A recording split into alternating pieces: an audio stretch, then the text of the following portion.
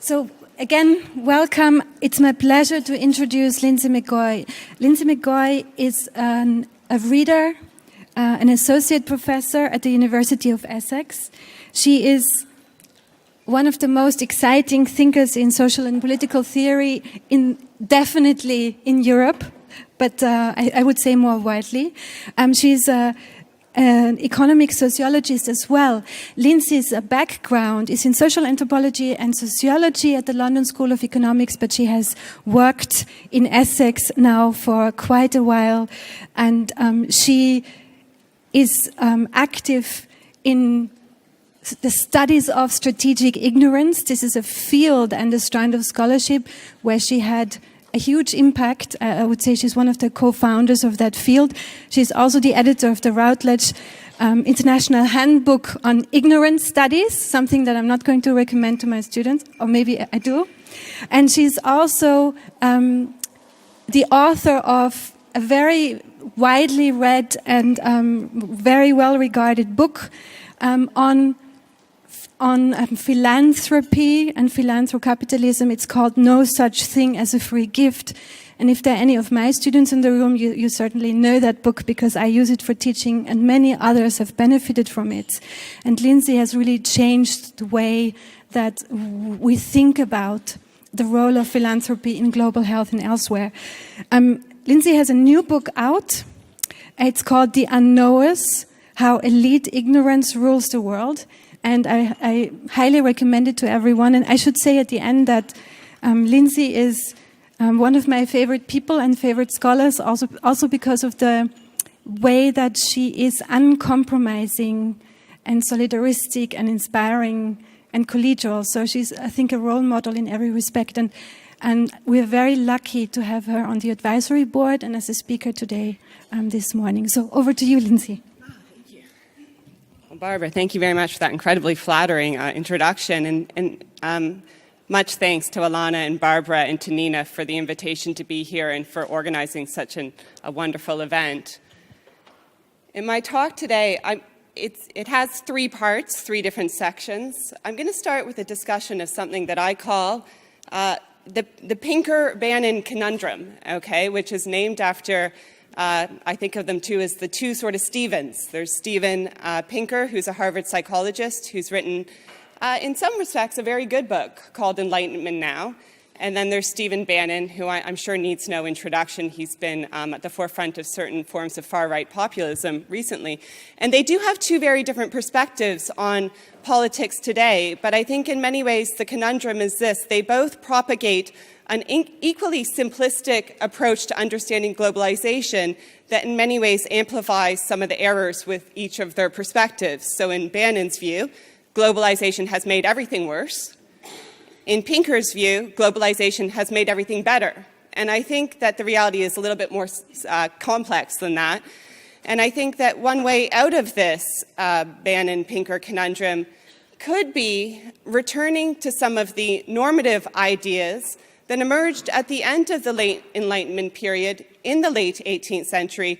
So actually sticking with some of the historical focus that Professor Pinker looks at in his recent book, but interpreting some of the ideas of people like Adam Smith in a different way, with closer attention to some of his actual writing, I think can give us a renewed way to look at different notions of distributive justice. So to follow on some of Carol Gould's very important work and some of the talks, the themes of distributive justice that were emphasized by the morning talks that we've heard so far. And to give a concrete example of how some of Adam Smith's ideas surrounding economic regulation are useful for us today, I look at one specific policy proposal that stems from an initiative called Private Finance Initiatives in the UK, which was a recent, essentially a policy catastrophe which has occurred surrounding public procurement methods in the United Kingdom over the past 20 years, but that after a degree of cross-partisan attention to some of the failings of these policies, there's been a bit of a policy reversal in recent months, even years, and I want to talk about that as a possible cautionary tale. And I know that when we look at my adoptive country of the UK, I'm Canadian, but I've lived in the UK for 2 decades, when we look at recent sort of government failures, the problem really is how do you pick just one? How do you pick just one to emphasize? But I think this particular cautionary tale is a useful example of what we can try to avoid when we look at public procurement methods moving forward. So what is the Bannon-Pinker conundrum? And again, I don't want to be too ad hominem in my discussion of these two figures, but I think their approach to globalization amplifies some of the problems with each other's perspective. So who here has seen this book, Enlightenment Now? Has it been quite the same bestseller in Europe as it's been in North America or the UK? People are broadly familiar with it. Well, Pinker is a psychologist based at Harvard, and essentially he is someone who suggests that we need more rational optimism because there are a lot of good developments and good accomplishments that have been achieved over the past 2 centuries, ever since really the late Enlightenment period, where revolutionary change led gradually to things like full suffrage in many nations and a lot of gains. And one of his points is that even when it comes to something like economic inequality, we don't have that much to worry about because in his view, he cites a recent statistic that points out that the pace of growth in poorer nations is growing faster than the pace of economic growth in developed countries like the UK or the US. So countries' overall GDP in certain nations like India and China is growing at such an accelerated rate that eventually you'll have what economists call convergence, where the GDPs might align eventually. The problem with that statistic isn't that actual statistic. It is accurate. Poorer nations are growing faster. But the problem with it is that a lot of emphasis on this one statistic disproportionately ignores the growing problem of inequality in-country inequality in both poor nations, many poor nations, including countries like India, as well as the growing and quite severe problem of increasing inequality in countries like the UK and the US. And this is leading to a lot of negative outcomes from a lot of groups who are being, as Carol mentioned earlier, differentially affected by globalization processes. So some groups are losing out, and they tend often to be poorer demographics. And this is leading to a lot of, I think, quite dispiriting and worrying outcomes, like the fact that, as the BBC recently reported, for the first time since 1982, life expectancy at the average level in the UK has stopped improving over the past year. And also, I think a really, really dispiriting statistic coming out of the US just over the past few months, released by the US Centers for Disease Control and Prevention, so the CDC, so a very reputable governmental organization, has pointed out that roughly by 1/3 the rate of death by suicide, 25%, so almost a third, has increased over the past 20 years. So we've got good epidemiological data at quite a high growth of suicide over the past 2 years, which is also correlated with the financial crisis and with the problem of unequal gains that have been achieved by people in rich demographics and poor demographics in that nation. And it's also the second highest cause of death amongst 15 to 24-year-olds, which is a very saddening statistic. And this leads to Pinker's suggestion that there's a lot to be optimistic about today. In some ways, he is right. There are some things to celebrate, and we should be proud of certain accomplishments that have been collectively achieved through human collaboration and through some elements of solidaristic practices across nations and within them, such as things like absolute poverty reduction and full enfranchisement in some nations. And he rightly disavows sort of forms of jingoism that are emerging, and the reason why he stresses the optimism narrative is to try to dissuade people from being so pessimistic that they gravitate naturally to this sort of sense of everything's worse, let's try to batten down the hatches and exclude people at the level of national borders. But problematically too, and this is the real conundrum that I try to talk about more in the book that's actually been delayed a little bit. I think Barbara's seen sections and such, but it's coming out soon, and it's focused on different aspects surrounding global inequality today. And as I describe in the book, my view is that it's irrational to discount in-country inequality because essentially it enhances the ability of populist demagogues like Bannon to attract workers who sort of rightly suspect that the economic picture is not as rosy as Pinker presents it as, and who rightly feel in many ways that their suffering is not empathized with. So how can we appeal to their concerns in a way that helps to enhance their capacity to think solidaristically? Well, I think it's by recognizing their pain is real and by not discounting the ways that some workers in both rich and poorer nations have been losing out in the current economy. And I think it's worth remembering points that Hannah Arendt made in Origins of Totalitarianism, where she makes a sort of very good point. It's a point that those of us who are aligned with a more cosmopolitan outlook, I think, sometimes have difficulty recognizing. And it's this idea that when you have almost nothing, when there's no hope for economic betterment or mobility in your time, when you sense that your children might not be able to prosper as well as you have, when you have no hope of, say, home ownership, a growing problem in the United Kingdom, nationalism, she says, in a sense, becomes a type of possession that people feel they can't be alienated from. So nationalism becomes even more of a strong attachment for people who have very few hope of having different forms of material prosperity in their lives. And I think we need to recognize that reality and not deride it as irrational, as I think sometimes someone like Professor Pinker does.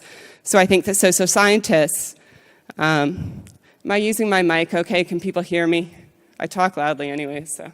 I think that it's irrational to simply dismiss people's suffering as something that's negligible on a global scale because absolute poverty reduction is improving at the global level.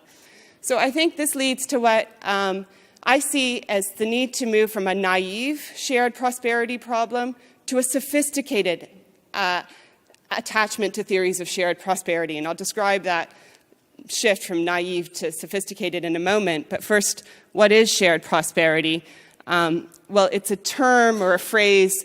I don't know. I don't think it's a neologism he coined, but Pinker uses it a lot to talk about what he says are the collective benefits of so-called enlightened self-interest. Okay, so self-interest theories being the idea seen as originating with people like Adam Smith in the late 18th century, who did suggest, I'm going to paraphrase this quote, it's not from the benevolence of the butcher or the baker that we get one's dinner, it's from appeals to their own self-interest. So this led to the idea that private enterprise, private growth, private profits should not be maligned in themselves because if, this is the catch I'll talk about more in a minute, if left unregulated by undue government constraint, this realization of one's own self-interest can lead naturally to wider public benefits.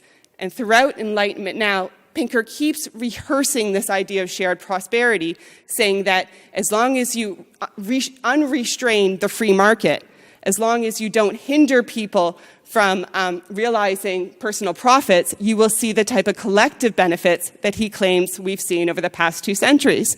Well, I think here's the 2 problems. The first is his attribution problem. Yes, we've had many accomplishments over the past 200 years, but they're not necessarily attributable to an unrestrained free market. Rather, you can say they're clearly linked to things like increasing political participation, the full enfranchisement that we saw over the 20th century, as well as a degree of effective regulation that emerged, again, in the 20th century, but also a little bit in the 19th century. And to make this point clearer, I think it was actually Adam Smith who talked about the need for effective regulation in order to ensure that the profiteering of some groups does not lead to disproportionate gains for those individuals at the expense of other groups. So now what I'm going to do is subject you all to a few... Closer. Okay, is that better? I'm going to subject you all to, hopefully, at least an audible discussion of some excerpts from Smith's book, his multi-book volume, essentially, Wealth of Nations, because I think it's useful to see some of his ideas surrounding regulation in his own words, and I think it's also important for understanding the practical applicability of some of his ideas in the present time. So you're going to see quite a few lengthy passages from late 18th century political economists, but I hope you find them as interesting as I do, but we can discuss that in the discussion period. So he is not the anti-regulation ideologue that he's sometimes presented as being. For example, He calls clearly in Wealth of Nations for, first of all, a level of progressive taxation, the idea that wealthy groups should not simply pay tax, but should disproportionately pay more tax than poor groups in order to even out some inequalities, which he was willing to tolerate to a certain degree, but not as much as he has seen today. And I think really importantly for our own time, he talked about the need for regulations surrounding interest rates on lending practices. And when you look at some of the indebtedness problems that we have in the UK and the US, where new problems surrounding what people call predatory inclusion, you can have a home, you can have an education, but on a loan basis that then forces you to be subjected to crippling loans for the rest of your life. I think we can see from Smith's own words that he would have been uncomfortable with such an attitude to usury policies. So I'll read this out briefly, and because I think it's nice to hear some of these passages. As he says, such regulations may no doubt be considered as in some respects a violation of natural liberty, but those exertions of the natural liberty of a few individuals, which might endanger the security of the whole society, are and ought to be restrained by the laws of all governments, of the most free as well as the most despotical. The obligation of building party walls in order to prevent the communication of fire is a violation of natural liberty exactly of the same kind with the regulations of the banking trade, which are here proposed. So in this one passage, he talks about the need to have regulation on construction practices, as well as to have regulations on banking practices. And in my own adoptive nation of the UK, I'm sure you might have seen the incredibly tragic images of people who died in the Grenfell fire of 2017.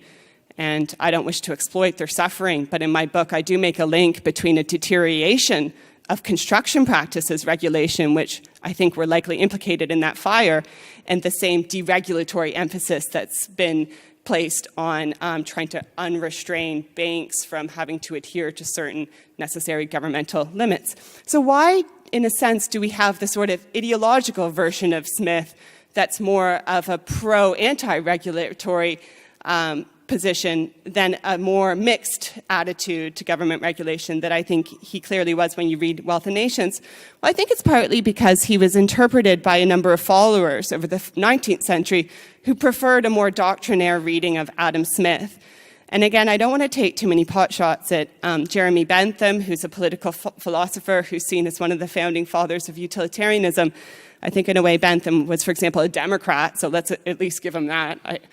Considering the attacks on democracy that are emerging today. But as John Stuart Mill said of Bentham, he was sort of a personification of the type of person who lets theory blind one to practical reality. So Bentham sort of said, aha, Smith's suggestion that you should have limits on lending practices is a violation of Smith's own overarching theory.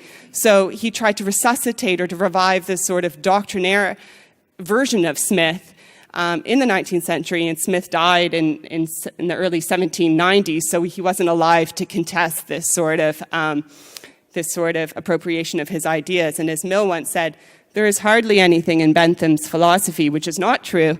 The bad parts of his writing is his resolute denial of all that he does not see, of all the truths, but those which he recognizes. And I have a similar concern about Steven Pinker, for example.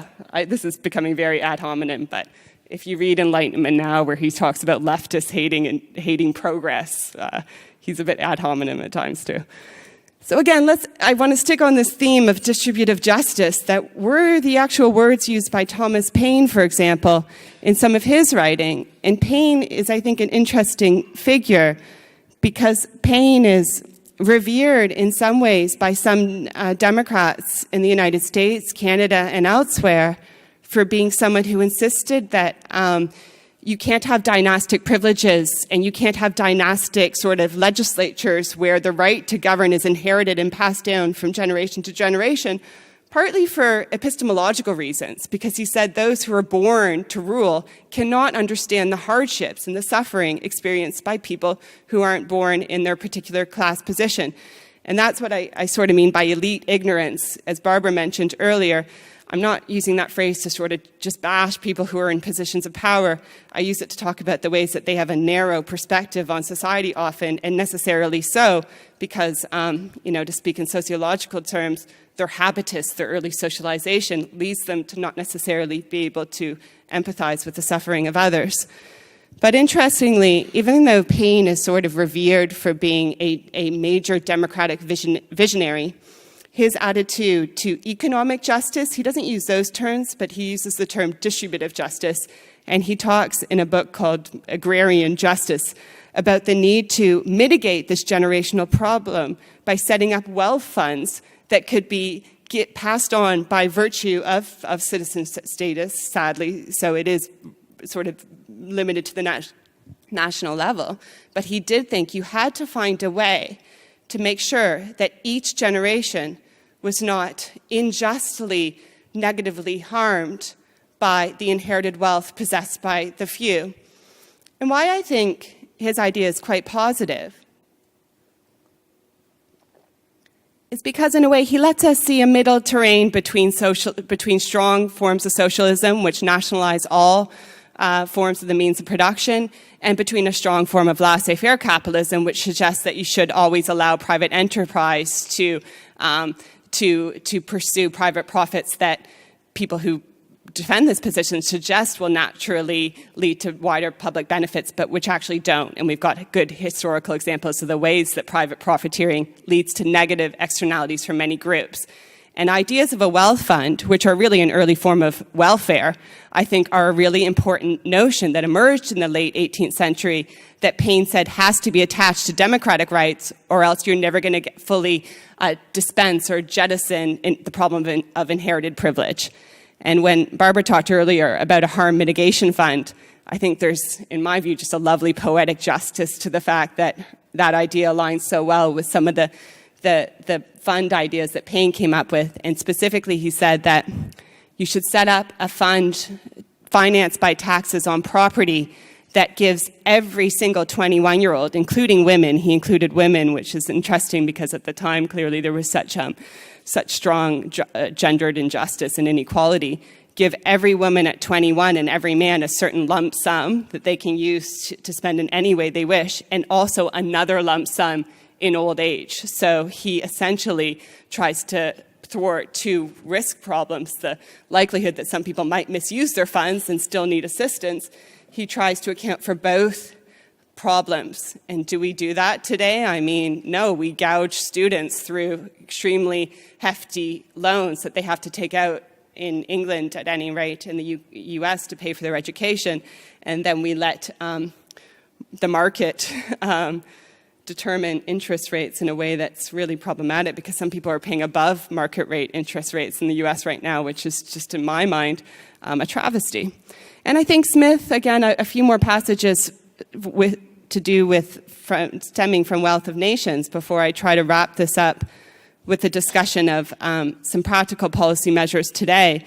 But I really think if you look at Smith's Wealth of Nations and all sections of that text, many of which were sort of edited from abridged volumes, including some sections where he talks about the need to talk about the revenue of the sovereign of the Commonwealth, where he places particular attention to tax policies, they've tended to be stripped from abridged versions that reach a general audience throughout the 20th century. So that's another example of what I mean by elite ignorance, because I think that's almost a strategic form of ignorance production surrounding the holism of some of his ideas. And he says towards the end of Wealth of Nations, the establishment of perfect justice, of perfect liberty, and of perfect equality is the very simple secret which most effectively secures the highest degree of prosperity to all the three classes. And essentially, I wonder if that's a typo, though, actually, because, as I say, he actually talks about orders and not classes. And then I note in my book that he thinks of orders in the same way as classes. But orders are essentially he has a trinity way of seeing different economic demographics in Great Britain or in any nation. And they are the landowning class who inherit property, workers who are forced to labor for a wage, and the entrepreneurial class, okay, he doesn't refer to them as entrepreneurs, but he uses the term dealers and merchants, and they would be the emerging business class that Karl Marx later called the bourgeoisie, but essentially the new social and economic class that arose in the 17th and 18th century as a result of the intensification of industrialization. And here I think we come up to a really aspect of Smith that I think helps to show where enlightened self-interest theories came from and perverted his original emphasis on the need for a government legislator, for a governing body, to pay particularly suspicious attention to the ideas stemming from what he called the dealers and the merchant class. And it's an irony in a way that his original emphasis has been not just forgotten, but actually flipped on its head and completely perverted from the original emphasis that he placed on the need to pay what he calls suspicious attention towards dealers and entrepreneurs. So he did think that private enterprise could be beneficial, but he also thought that you had to pay what he calls suspicious attention to that class. And before I come to that point, it helps me to make that point. I have to emphasize that he wasn't simply, you could see him as an egalitarian, although he was willing to tolerate fairly steep wealth inequalities, and he didn't have the same skepticism towards inherited wealth that someone like Thomas Paine had. But he did think that on economic grounds, you should ensure greater prosperity for all classes because it helped ensure that the sovereign, that the government would have a stream of tax revenues. So he thought you actually minimize the government's ability to govern well if you favor one class at the expense of others. Okay? And he says here something very interesting. He says, essentially, the Smith rule is be wary of business merchants because they know their own self-interest better than landowners do and better than workers do. And they're able to use their own self-interest in a way that tricks the landowning class into thinking that advancing the merchant's interest is collectively beneficial for the whole public, but it's not. So he says, any new law or regulation of commerce which comes from this order ought always to be listened to with great precaution, and ought never to be adopted till having been long and carefully examined, not only with the most scrupulous, but with the most suspicious attention.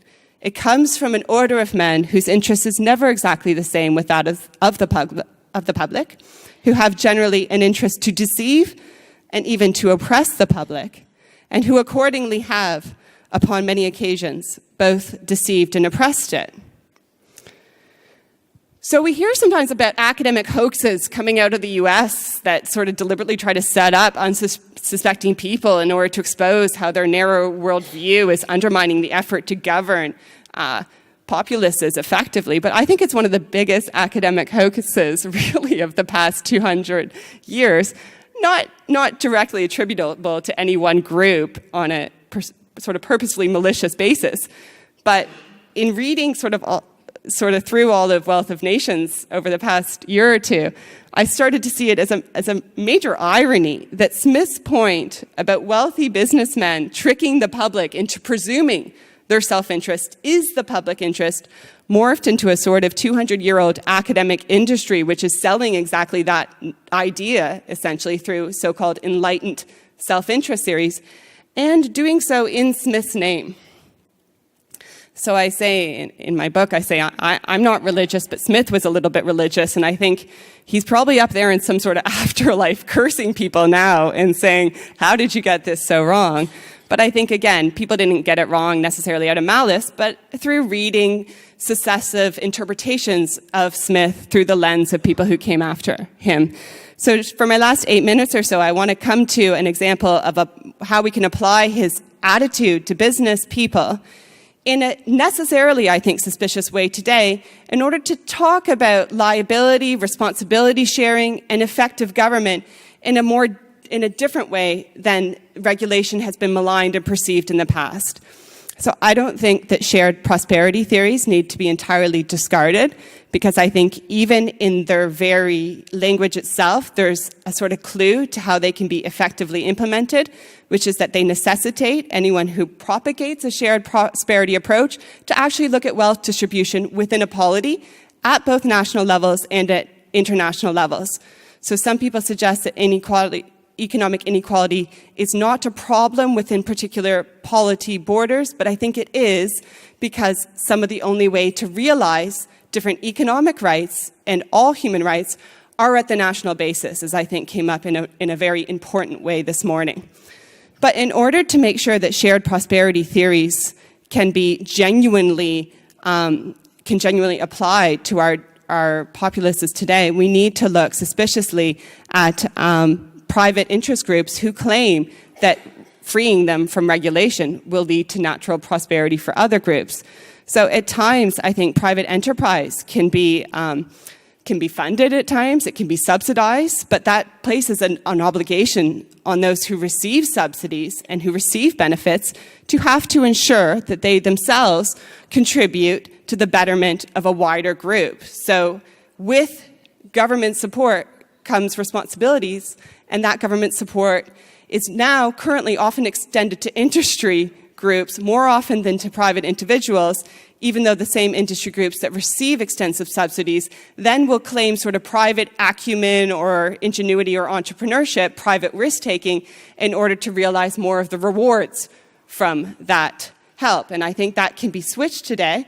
And it can be switched through looking at a number of ideas that are coming out from a sort of group I think of collectively as the new value studies. So people like Elena and Barbara here, as well as Joseph Stiglitz, Michael Hudson, Mariana Mazzucato, are making similar points about the need to ensure that those who contribute to an economic good are able to then command a certain degree of the profits that are reaped from that good. So a lot of industry groups rely on government expenditures towards basic science funding, but then through patent protections essentially are able to capitalize too much of the profit from that shared resource that was funded by taxpayers, by ourselves.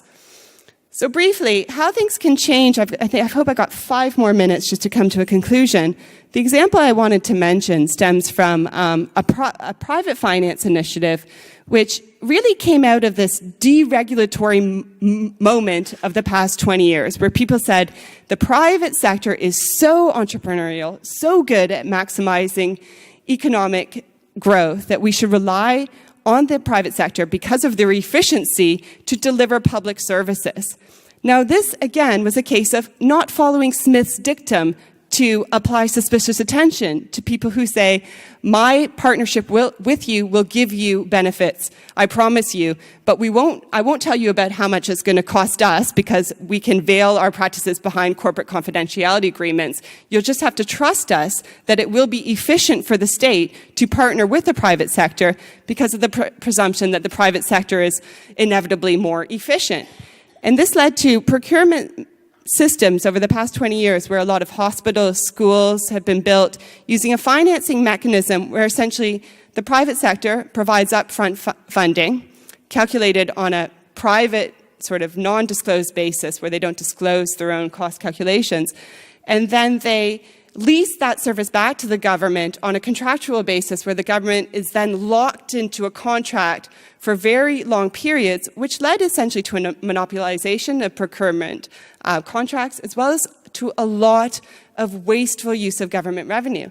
And there was, interestingly, in the UK, a lot of cross-partisan realization of just how expensive the practice was. So you didn't just have people on the left complaining about the misuse of funds. You also had a lot of people on the right complaining about how expensive this was for the government, especially at a time of really severe austerity when people who needed government support most were not getting it and continue to not get it in that nation.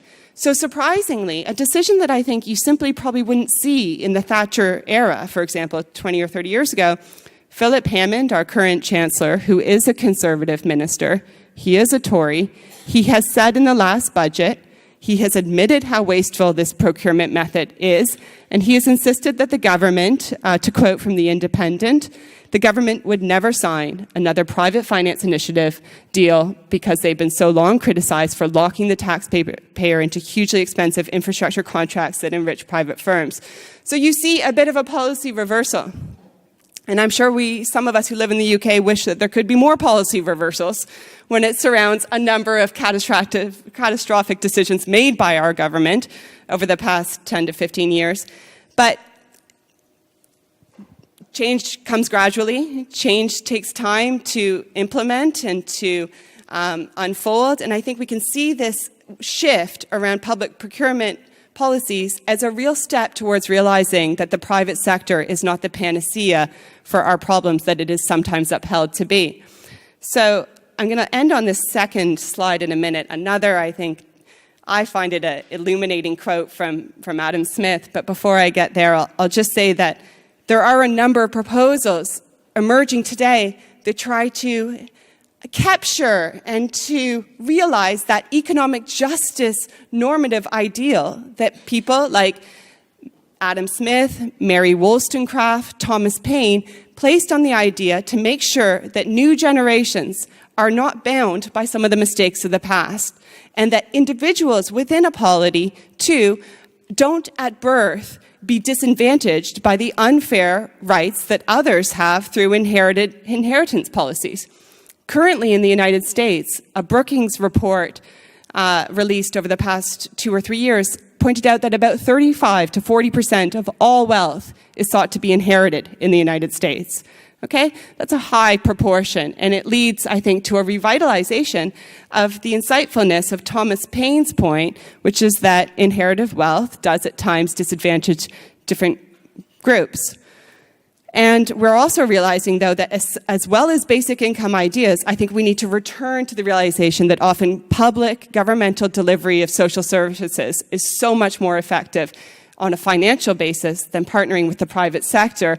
And we shouldn't see basic income as a simple panacea that will solve the problem of government contracting waste. Because when you look at many different sectors globally today, there is way too much fraud and profiteering and misuse of government funds that goes on without the checks that these acts need to be, without the checks and the penalization that these acts should be facing, in my view.